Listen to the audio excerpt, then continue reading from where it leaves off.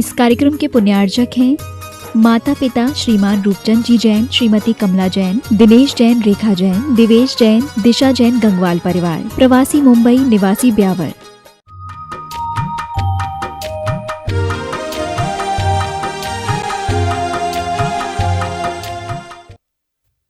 पूज्यपाद स्वामी के समाधि तंत्र पर हम भी पहाड़ पर इन्हीं गाथाओं को खूब ढूंढते थे। बोलते हैं ना कि वहाँ क्या करना है, तो यही करना है। बस समाधि तंत्र ले गए और उन कारिकाओं को अपने अंदर में उतारने का भाव होना चाहिए, क्योंकि हर व्यक्ति का लक्ष्य एक ही होना चाहिए, होता है सुख की प्राप्ति, दुख से मुक्ति। दुख से वह मुक्त होना चाहता है और सुख को प्राप्त करना चाहता है। सुख की प्राप्ति कैसे होगी? आप लोग प्रतिदिन आचार्य वंदना या अभी स्वाध्याय में भी आप मंडलाचरण में करते हो तो क्या बोलते हैं? दुख कहो कम्मत कहो बोहि लाहो सुजई रमणम समाहि मरणम जिन गुण संपत्ति हो मध्यम। बस यही रास्ता है और कोई रास्ता नहीं है। इसके पूर्व की यहाँ पर शास्त्र जी ले सकते हो आप लोग यदि रखे हो तो। हाँ, समाधि तंत्र शास्त्र जी थे, तो मंदिर जी में ले गए होंगे। वो समाधि तंत्र, इसमें 57 कारिकाएं अपनी हो गई थी। आज 58वीं कारिका अपन को लेना है। 57वीं जो कारिका थी उसमें एक ही बात कि पुद्गल का क्या विश्वासा, जैसे पानी बीच बतासा। ये हमने कहा कि इस तन पर हल फिर जाएंगे और पशु चरेंगे घासा, पुद्गल का क्या विश्वासा। जैसे पानी बीच, पानी के अंदर अगर बतासे जो डालें तो बच्चों कितनी देर रहेगा? वो बहुत देर रहेगा? नहीं रहेगा। तुरंत इधर डाला और नीचे पहुंचते पहुंचते वो, बस यही पुद्गल का खेला है।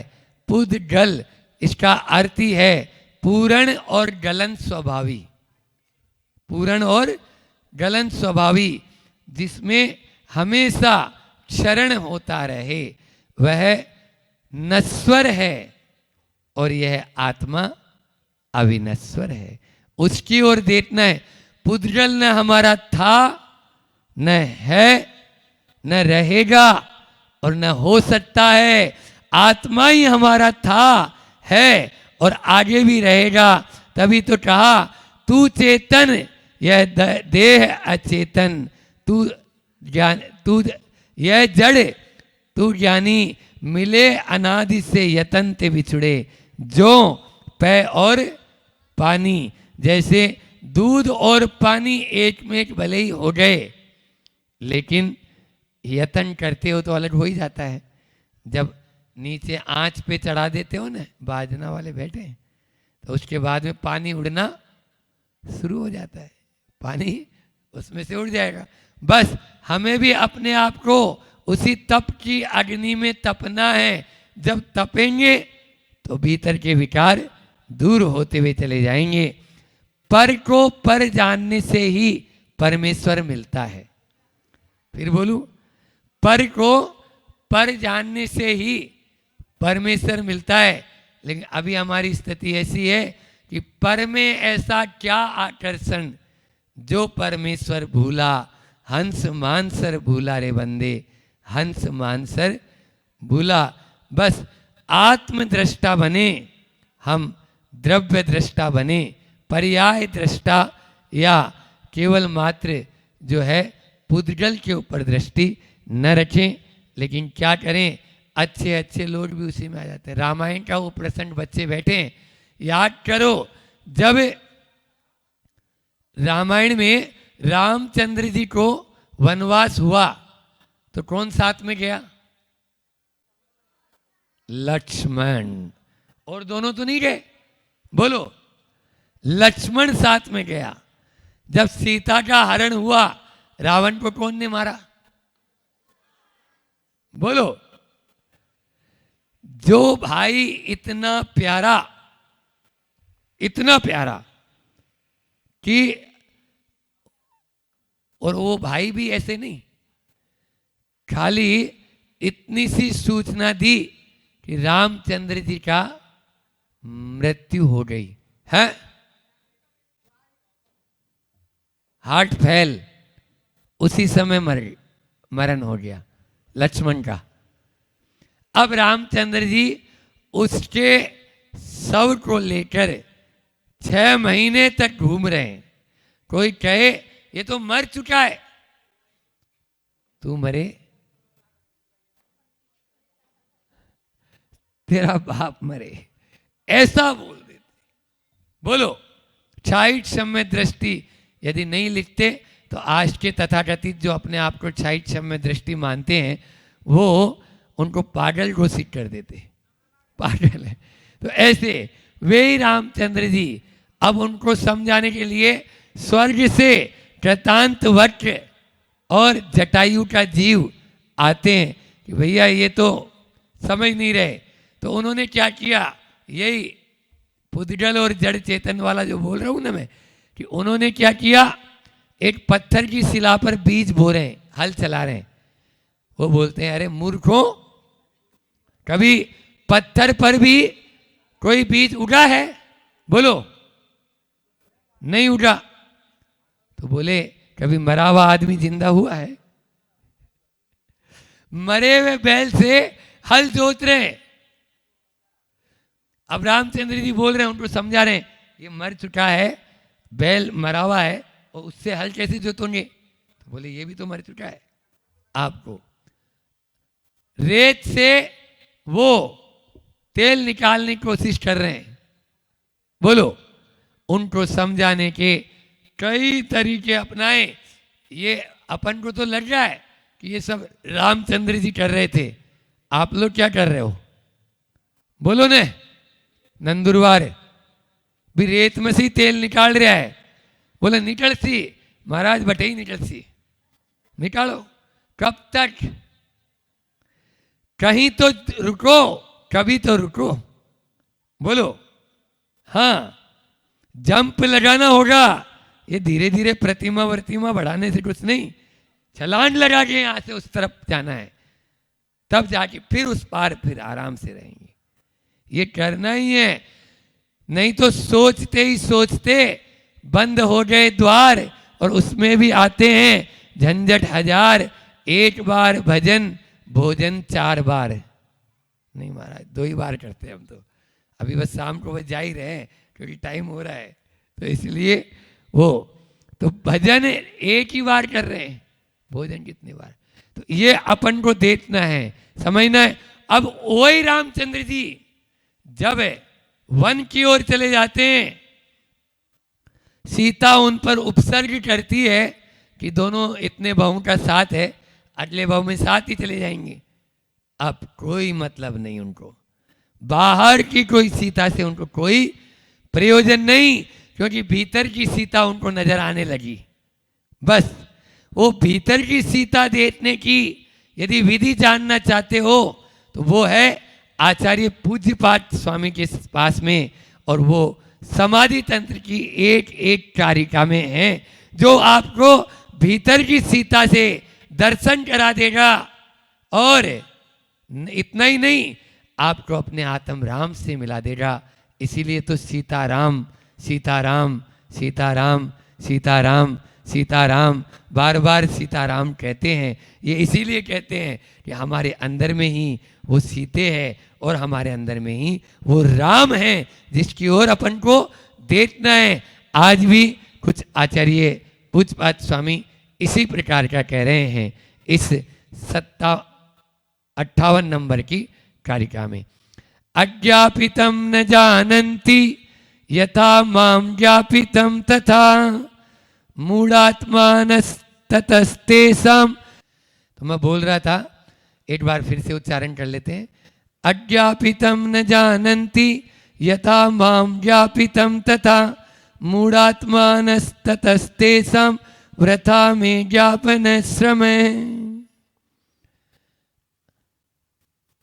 वृथा में ज्ञापन श्रम है, वृथा ही हम जो है ज्ञापन श्रम है, उसे समझाने में अपना श्रम है, परिश्रम वृथा में ही निष्फल कर देते हैं।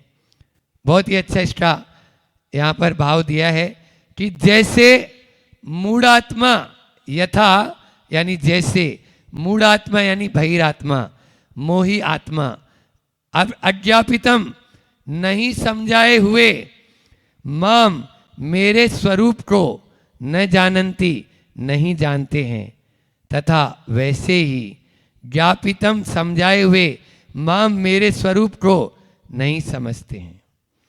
जैसे कोई मूढ़ आत्मा है, कोई बहिरात्मा है, कोई मूर्ख प्राणी है, वो मूर्ख प्राणी कोई बात समझता है क्या? बोलो, उसको कोई समझाएंगे तो वो समझेगा? नहीं समझेगा।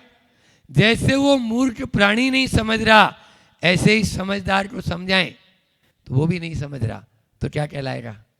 वो भी मूढ़ी है, वो भी मूढ़ी है। उसी प्रकार बताने पर भी नहीं समझते, तो इसलिए मैं क्यों समझाने में ही अपना परिश्रम करूं? समझ में आ रहा है? अपन लोग वही बात, बहुत अच्छी बात याद आई, पहले भी मैंने बताया कि बोलो बच्चों, माँ साहब ने पूछा सत्य और भ्रम में क्या अंतर है? एक बच्चा था अच्छा इंटेलिजेंट, वो हाथ ऊंचा करके खड़ा हो गया, बोलते हैं आप पढ़ा रहे हैं ये सत्य है, हम पढ़ रहे हैं ये आपका भ्रम है। समझ में आ रहा है? आप पढ़ा रहे हैं ये सत्य है, आप बोल रहे हैं महाराज ये सत्य है, लेकिन हम सुन रहे हैं ये आपका भ्रम हो जाएगा। इसलिए हम भी भ्रम में जीना नहीं चाहते। समझ में आ रहा है? अपना जितना कर्तव्य है उतना करो। घर गृहस्थी में यदि लड़ाई झगड़े से बचना चाहते हो तो इस कारिका को हमेशा याद रखो। अज्ञापितम न जानन्ति यथा माम ज्ञान ज्ञापितम तथा। बोलो, अज्ञानी को जैसे नहीं समझा सकते वैसे ज्ञानी को भी समझाने पर भी नहीं समझ रहा। लेकिन आप लोग तो ठेका ले रहे, मारो छोरो, मारो बींद, मारो पति, हो कर लो, समझा लो, ले आओ। कुछ भी नहीं। जिस दिन ये मूर्खता आ जाएगी, मैं तो इसको समझा के ही रहूंगा। ये यदि ठेका ले लिया तो चाहे महाराज हो और चाहे सन्यासी हो, चाहे साधु हो और चाहे आप गृहस्थ हो। समझ में आ रहा है? कोई भी हो, आप केवल इतना है बेटा मंदिर जाना चाहिए, बस यही हमारा कर्तव्य है। जाना ही चाहिए, नहीं जाएगा तो ऐसा वैसा, तो वो जाएगा ही नहीं आपको भी। तो ये परिश्रम व्रत क्यों करूं? बोलो, आ गया यहां पर? तो इस प्रकार से जिसको समझ में नहीं आ रही, काय के लाने उसके ऊपर अपना बोलते हैं ना, हाँ माता उसमें सीट ताई को दीजिए जाको सीट सुहाय, और सीट दीनी जब बानरा बया को घर जाए। सुना है ये बच्चों?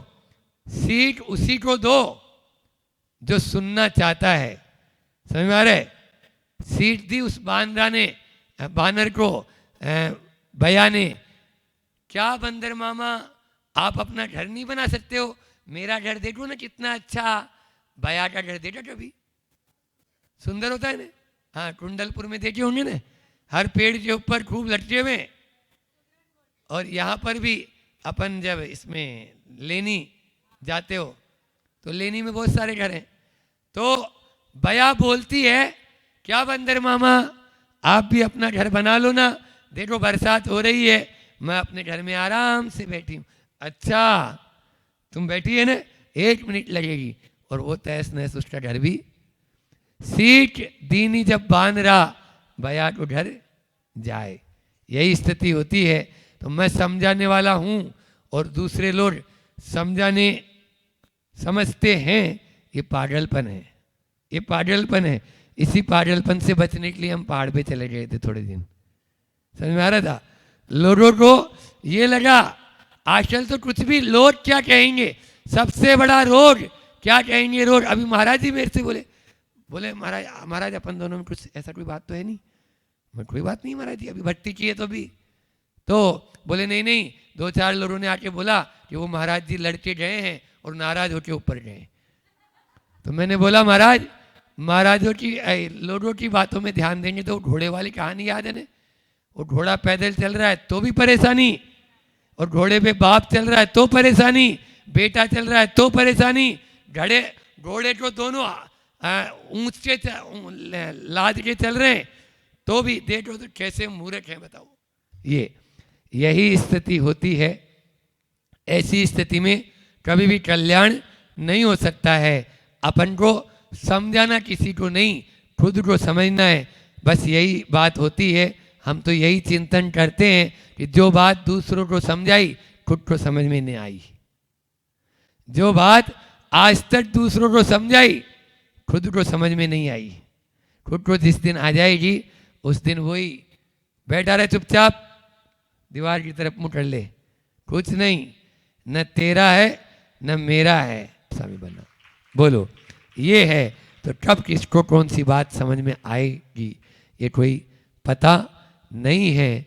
इसीलिए समझ न थी, आचार्य श्री जी का हाइकू, समझ न थी अनर्थ किया, आज समझ रोता, आज समझ रोता।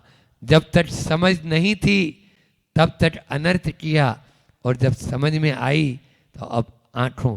आप लोग अपनी निद्रा देवी को भगाना चाहते हो, मैंने वैसे बच्चों को बताया था। क्यों? नींद आती है तो उसको भगाना चाहते हो? बहुत अच्छा उपाय, अपने किए हुए अनर्थों को याद करो, नींद नहीं आएगी। अपने किए हुए अनर्थों को याद करेंगे, नींद आपको आ नहीं सकती है। बस उस निद्रा पर विजय प्राप्त करना है, तभी हम आगे बढ़ पाएंगे।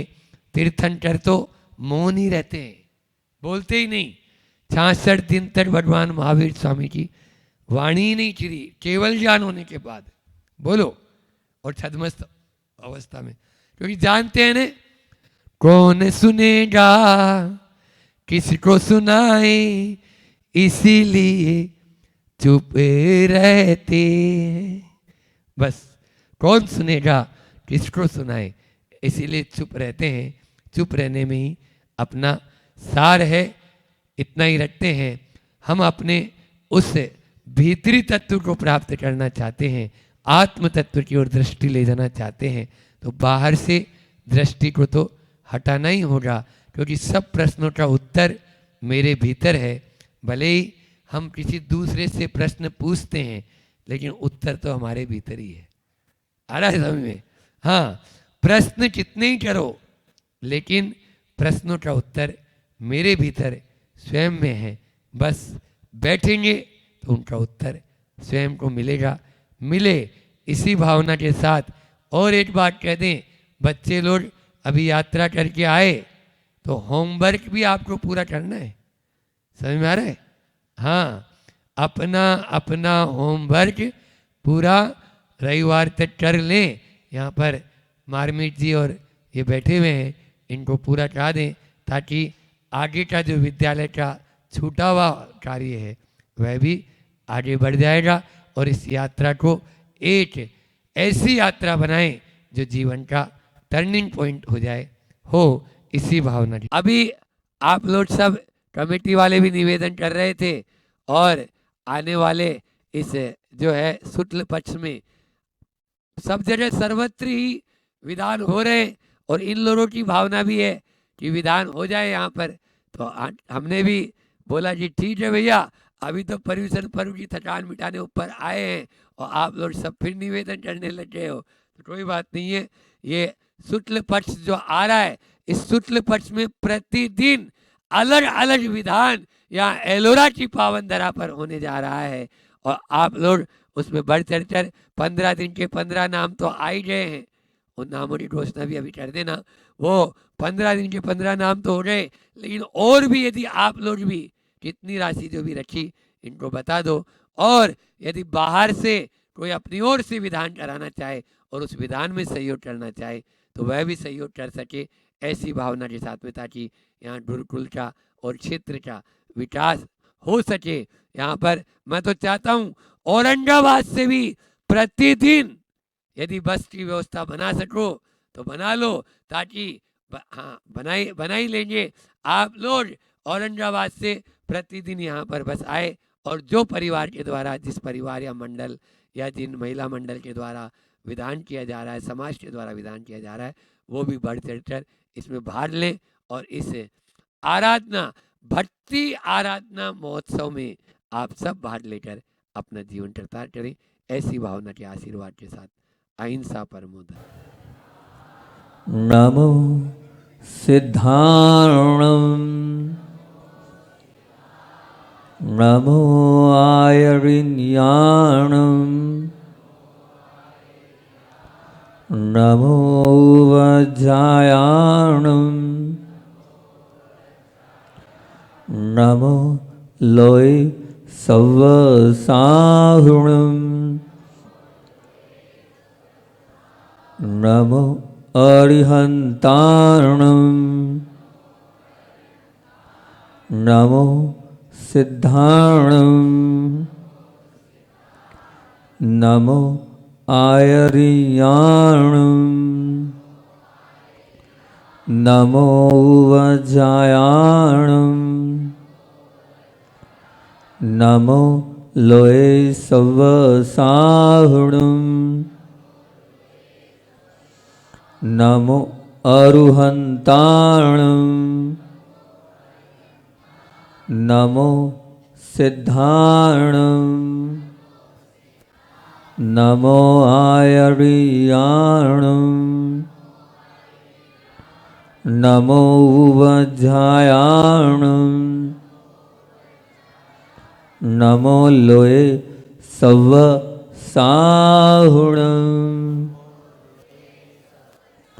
बोलिए देवादिदेव खजाट मूल नायक श्री पार्श्वनाथ भगवान की जय। परमोपकारी आचार्य भगवंत विद्यासागर जी महामुनि राज की जय। योलो परम पूज्य दुर्लभ सागर संतान सागर महामुनि राज की, समस्त आचार्य संघ की।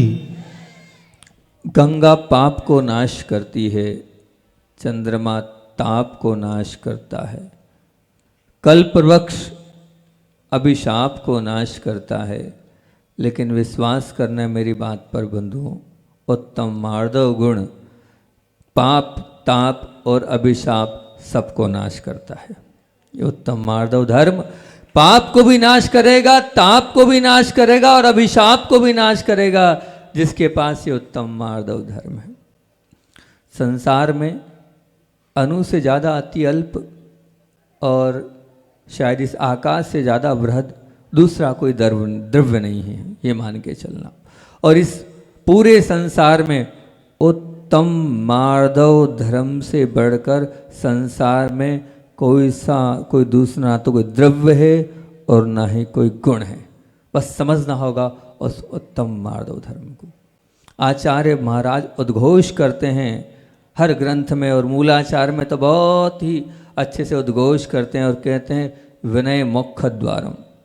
ये जो विनय है ये मोक्ष का द्वार है। जब तक आपके पास विनय नहीं है तब तक आप भगवान नहीं बन सकते हो। आप भगवान इसलिए नहीं बने हो क्योंकि आपके पास विनय नहीं है। हम यहाँ जितने लोग बैठे हैं किसी के पास विनय नहीं है, इसलिए हम भगवान नहीं बन पाए। और जिसके पास विनय है वही भगवान बन सकता है, वही पूजनीय बन सकता है, वही पवित्र बन सकता है, वही निर्मल बन सकता है। ये उद्घोष करते हैं आचार्य कुंद भगवान। चाहे अध्यात्म ग्रंथ को लो, चाहे आप चरित्र पर ग्रंथ लो, सब जगह उन्होंने द्वार कहा है। वो द्वार ही हमारे पास नहीं है तो हम वहाँ कैसे पहुँचेंगे?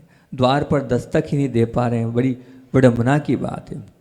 यदि आपको मोक्ष के रास्ते को प्रशस्त करना है, यदि आपको मोक्ष की ओर बढ़ना है, यदि आपको मोक्ष की ओर आरोहण करना है, तो ध्यान रखना बंधुओं, मृदुता और विनम्रता के पायदान पर आपको गति बनानी होगी, अपनी स्थिति बनानी होगी, अपने सातत्य को बनाना होगा, अपने लक्ष्य को बनाना होगा। जब तक वो आप नहीं विनय, आप नहीं झुकेंगे, तब तक आप मोक्ष तक नहीं पहुंच सकते हैं। कितना सरल और सहज उपाय है मुक्ति प्राप्ति का, और बस वही हमारे पास नहीं है, बाकी सब है।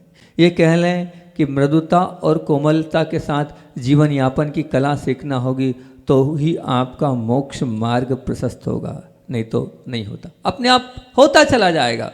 बस वो मृदुता आपके पास होनी चाहिए, या यूँ कह लें उत्तम मार्धव धर्म जीवन में सद्गुणों का प्रवेश पत्र है, या यूँ कह लें उत्तम मार्धव धर्म जीवन में सद्गुणों की अंबार ला सकता है, या यूँ कह लें उत्तम मार्धव धर्म जीवन में सद्गुणों का बीज है, या यूँ कह लें ये उत्तम मार्धव धर्म ये हमारे जीवन में सद्गुणों की नींव है, या यूँ कह लें ये उत्तम मार्धव धर्म हमारे जीवन में सद्गुणों का आधार है, या यूँ कह लें ये उत्तम मार्धव धर्म हमारे जीवन में सद्गुणों का भंडार है, या यूँ कह लें ये उत्तम मार्धव धर्म हमारे जीवन में सद्गुणों का रास्ता है, या यूँ कह लें ये उत्तम मार्धव जन हमारे जीवन में सद्गुणों की पूंजी है, या यूँ कह लें ये उत्तम मार्धव धर्म हमारे जीवन में सद्गुणों का चारित्र है। एक ही, बस एक ही गुण, मार्धव गुण, कितनी सारी विशेषताएं आपके सामने रख दी। वो प्रवेश पत्र है सद्गुणों का। आप चाहते हैं गुणी बनना, आप चाहते हैं मान बनना, आप चाहते हैं उत्कृष्ट बनना, अपने जीवन को अच्छा बनाना, तो बस अंबार ला सकते हो आप सद्गुणों का। वो बीज है। आप जब तक बीज नहीं बोगे वृक्ष कैसे फलेगा? फल सकता है क्या फल? आप फूल चाहते हो, फल चाहते हो, बीज तो बो।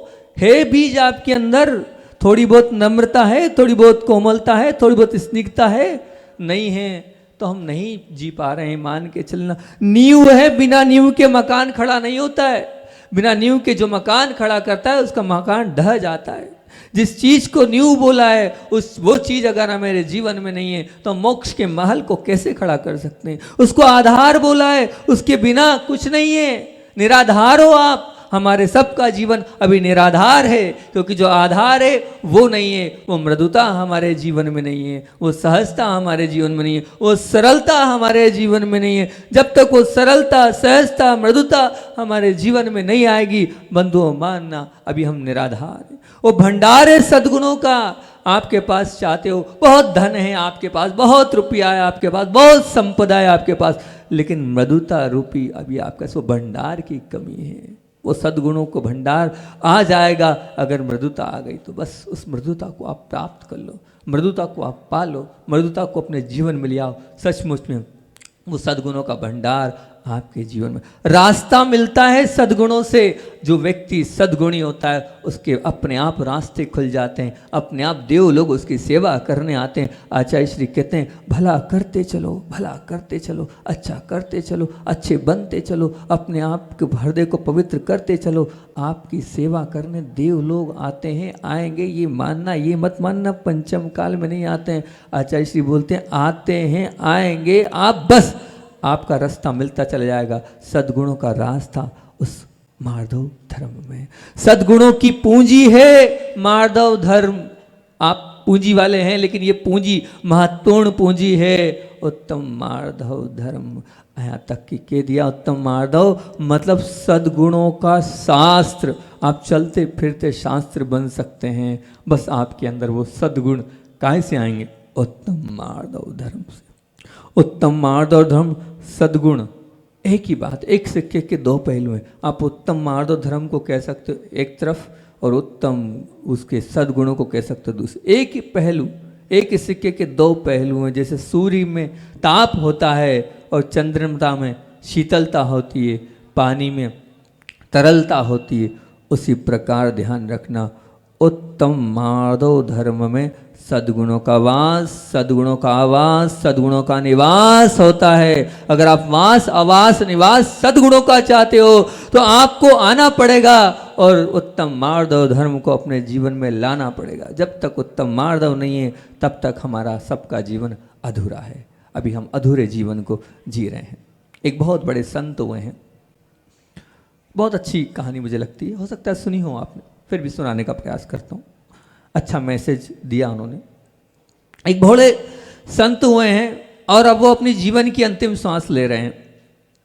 और जब जीवन की अंतिम सांस लेते हैं तो ये निश्चित बात है कि जो उनके फॉलोवर्स होते हैं वो तो जाते ही जाते हैं और कहते हैं, हे गुरुदेव कुछ तो दो, जाते जाते कुछ दे जाओ, कोई सूत्र बता जाओ ताकि ये जीवन की उन्नति को प्रदान कर सकें, जीवन को ऊंचा उठा सकें, जीवन को महान बना सके, जीवन को सुखी बना सके, जीवन को पवित्र बना सके, जीवन को शांत बना सके, जीवन को निर्विकल्प बना सके, जीवन को सरल बना सके, जीवन को सहज बना सके, जीवन को समतामय बना सके। आपको बनना है, बहुत सारी चीज़ें बोल दी मैंने, बनना है, आपको ऊंचा उठना है, आपको महान बनना है, आपको सुखी बनना है, बताओ तो, पवित्र बनना है, अपने जीवन में शांति का अनुभव करना है, निर्विकल्प बनना है, हाँ ना में तो जवाब दो, सहज बनना है, सरल बनना है, समतामय बनना है, बहुत बढ़िया, सबको बनना है, बहुत अच्छी बात है। तो बोले, हे प्रभु, हे गुरु, हम सब शिष्य लोग, आपने जीवन में इतना पढ़ा है, इतना गढ़ा है, इतना सीखा है, इतना अनुभव है, अंत क्षण में जाते जाते कुछ सारभूत बता जाओ, कुछ ऐसा उपदेश, कुछ ऐसा कुछ बता जाओ ताकि हमारा भी कल्याण हो जाए। बस जीवन में उन्नति का राज आप हमें बता जाओ, जीवन की महानता का राज हमें बता जाओ। गुरुदेव उनके थे, बहुत मुस्कुराए, मुस्कुराते हुए उन्होंने बोला और मुंह खोला, बोले मुंह देख रहे हो? बोले मुंह देख रहे हो? तो सबने कहा हाँ देख रहे हैं, इसमें क्या दिख रहा है? बोले कुछ नहीं, कुछ दिख तो रहा नहीं, जीभ दिख रही है, दांत वांत सब चले गए थे, बुढ़ापा था, अंत समय चल रहा था। बोले जीभ देख रहे हो? बोले हाँ ये जीभ देख रहे हैं। तो इससे क्या होता है? शिष्य समझ नहीं पाए कि जीभ से क्या दिखाना चाह रहे हैं और क्या बताना चाह रहे हैं। बोले सबसे पहले कौन आया था? बोले जीभ। और सबसे बाद तक कौन है? बोले जीभ। और जीभ के बाद कौन आया था?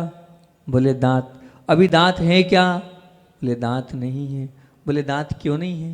दांत इसीलिए नहीं है कि दांत कड़क थे, दांत कठोर थे, दांत कड़क थे, दांत कठोर थे और अपने जीवन में उन्होंने कठोरता ही अपनाई, उन्होंने काटने का ही काम किया, इसलिए वो नहीं टिके, इसलिए वो नहीं रहे। और ये जीभ कैसी है? तो वो जीभ कैसी है? जितनी कोमल वो जीभ है, बस वो जीभ में जितनी कोमलता, जितनी मधुरता, जितनी मुलायमता, जितनी फ्लेक्सिबिलिटी, वो किसी भी चीज़ में नहीं है। बस अपने जीवन में शुरू से और आखिरी तक रहना है तो जितनी जिह्वा जितनी कोमल है, जितनी स्निग्ध है, जितनी मुलायम है, जितनी मृदु है, बस जीवन में उतनी ही कोमलता, उतनी ही मृदुता, उतनी ही स्निग्धता, उतनी ही मुलायमता, उतनी ही फ्लेक्सिबिलिटी आ जाएगी तो जिह्वा की तरह आप सब भी लंबे समय तक टिके रहोगे। तुम्हें कोई नहीं हटा सकता, तुम डट सकते हो और सबके जीवन में उतर सकते हो, लेकिन जिह्वा जैसा कोमल बनना पड़ेगा, जिह्वा जैसे अपने आप को नरम बनाना पड़ेगा, जिह्वा जैसे अपने जीवन को जीना पड़ेगा। इट फास्ट स्पेशल गुण, it fast special quality for your life is flexibility. वो फ्लेक्सिबिलिटी आपके पास होना चाहिए। अगर वो है तो सब कुछ आपके पास है। मान के चलना वो मृदुता नहीं है, वो सरलता नहीं है, वो सहजता नहीं है, बस वो आ जाए। वो आ गया तो जीवन बहुत ऊंचा और बहुत ऊपर उठ जाएगा। यहाँ महिलाएं बैठी है, महिलाएं से पूछता हूँ मैं कि जितना बारीक आटा होता है उतनी ही मुलायम रोटी होती है। बहुत अच्छा, उतनी ही मुलायम रोटी होती है। उसी प्रकार से ध्यान रखना, जितना जीवन में आप अपने आप को मृदु और कोमल बनाना चाहते हो, जीवन की सुकुमारता चाहते हो, तो जीवन की आधारशिला है, वो दिलाने वाली आधारशिला है मृदुता। मृदुता कह लो या सहजता कह लो, एक ही बात है।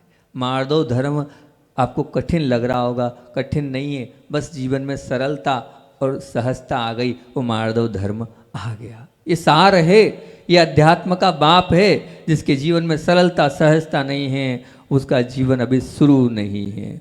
आंधी और तूफान में वो बड़े बड़े पेड़ भी जो हैं वो नतमस्तक हो जाते हैं, झुक जाते हैं, गिर जाते हैं। क्यों हो जाते हैं? कारण ये है कि खड़े हैं। वो बांस का पेड़ अकड़ के खड़ा होता है, लेकिन वो घास का जो तिनका है वो झुक जाता है, इसलिए वो झुक जाता है, इसलिए वो रह जाता है। कहते हैं आचार्य श्री जी इस बात को बार बार बोलते हैं, अब अधिकतर उनके प्रवचनों में सुना है, अकड़ खास मुर्दे की पहचान होती है, झुकता तो वही है जिसमें जान होती है।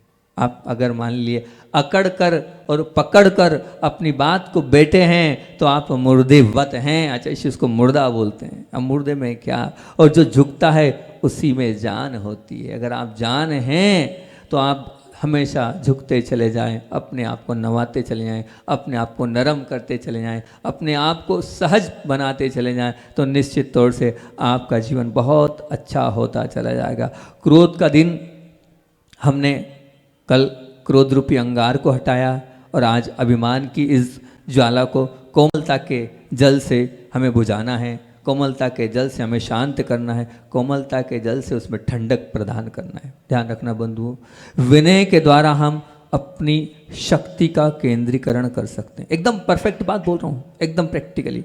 विनय के द्वारा हम अपनी शक्ति का केंद्रीकरण कर सकते हैं। आप सब आत्माओं में अपार शक्ति है, पर उस अपार शक्ति का केंद्रीकरण क्यों नहीं कर पा रहे हैं? क्योंकि हमारे अंदर विनय नहीं है, हमारे अंदर नमने की ताकत नहीं है, हमारे अंदर झुकने की ताकत नहीं है। हम स्वीकार नहीं करते हैं, हम अपनी बात को सामने वाले पर डालते हैं और सामने वाले को उससे मनवाने की प्रयास करते हैं। इसीलिए हमारी शक्ति पूरी चले जा रही है। हम तो बस सुने और सुनते चले जाएं और मानते चले जाएं और झुकते चले जाएं और सबको अपने अनुरूप नहीं, सबके अनुरूप मुझ अपने आप को चलाने लग जाएं, तो आपकी जो शक्ति है वो बढ़ती चली जाएगी। ध्यान रखना, अगर आपको कोई काम भी कराना है, अपने ही बच्चों से कराना है, और अगर आप अकड़ कर बोलते हो और आप अगर इस प्रकार से कि मैं बड़ा हूँ और अपने आर्डर बुलाकर बोलते हो, तो ध्यान रखना, काम तो होता है लेकिन वो काम होता है, मन से नहीं होता है।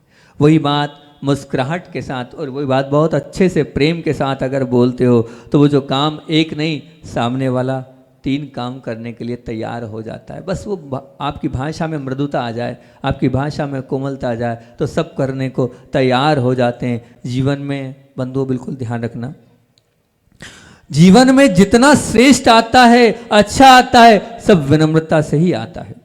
एकदम बहुत परफेक्ट बात बोल रहा हूँ, फिर से बोल रहा हूँ, समझ लेना। जीवन में जितना श्रेष्ठ आता है, जितना अच्छा आता है, सब विनम्रता से ही आता है। आप विनम्र हैं तो जीवन में आप श्रेष्ठता को प्राप्त करते चले जाओगे, आप अच्छे बनते चले जाओगे। बिल्कुल मान करत, बहुत अच्छी कारिका है ये, कि मान करते मर गए रहाना उनका वंश, मान करते मर गए रहाना उनका वंश, तीनन को तुम देख लो, रावण कौरव और कंस। तीनों को तुम देख लो, रावण कौरव और कंस, ये तीनों के तीनों स्वाह हो गए। काय से? सिर्फ मान से। उठा के देख लो आगम को। ये हमें रावण कौरव कंस की कहानी आगम ग्रंथों में मिलती है, इसलिए हम बार बार उनका नाम लेते हैं। लेकिन यहाँ जितने हम बैठे हैं, सब रावण और कौरव और कंस से कम नहीं है। हमारे अंदर भी कंस है, हमारे अंदर भी रावण है, हमारे अंदर भी कौरव की भावना है। भाई भाई के लिए हम आज तैयार नहीं है। हम क्या कौरव से कम हैं? बताओ, है कि नहीं? हमारे अंदर कौरवपना है, हमारे अंदर कंसपना भी है, हमारे अंदर रावणपना भी है। हम उनको देखकर हंसते हैं, उनको धुतकारते हैं, लेकिन क्या हम वो नहीं हैं? क्या हमारे अंदर रावणपना नहीं है? क्या हमारे अंदर कौरवपना नहीं है? क्या हमारे अंदर कंसपना नहीं है? है हमारे अंदर। वो सब चीज़ें हैं, उन सब चीज़ों को निकालना है। हम आगम ग्रंथ पढ़ रहे हैं, हम सुन रहे हैं, लेकिन कितना परिवर्तन हमारे जीवन में आ रहा है, इस पर विचार करना है।